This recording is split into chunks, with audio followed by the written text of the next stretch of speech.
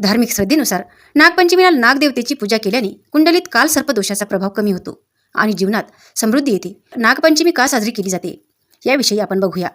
हिंदू धर्मग्रंथामध्ये नागपंचमीशी संबंधित अनेक कथा आहेत, परंतु सर्वात प्रसिद्ध कथा महाभारत काळाशी संबंधित आहे. मान्यतेनुसार महाभारत काळात राजा परीक्षिताचा मुलगा जन्मजय याने आपल्या वडिलांच्या हत्येचा बदला घेण्यासाठी सर्पयज्ञ केला, ज्यामुळे नागांचा नाश झाला. मग त्याची आई उत्तरा यांच्या विनंतीवरून ऋषी अस्तिक यांनी यज्ञ थांबवला आणि सापांचे रक्षण केले. ज्या दिवशी हे घडले तो दिवस श्रावण महिन्याच्या शुक्ल पक्षाचा 5वा दिवस होता. तेव्हापासून श्रावण महिन्याच्या शुक्ल पक्षाच्या 5व्या दिवशी नागपंचमी साजरी करण्यास सुरुवात झाली आणि या दिवशी सापांची पूजा करण्याची परंपरा सुरू झाली. नागपंचमीचं महत्त्व असे मानले जाते की श्रावण शुक्ल पक्षाच्या 5व्या दिवशी नागलोकात एक विशेष उत्सव असतो. अशी धार्मिक मान्यता आहे की जो कोणी नागपंचमीच्या दिवशी सापांना गायीच्या दुधाने स्नान घालतो, तेव्हापासून सर्व साप त्याच्या कुळाचे रक्षण करतात आणि त्याच्या कुटुंबातील सदस्यांनाही सापापासून कोणतीही भीती नसते.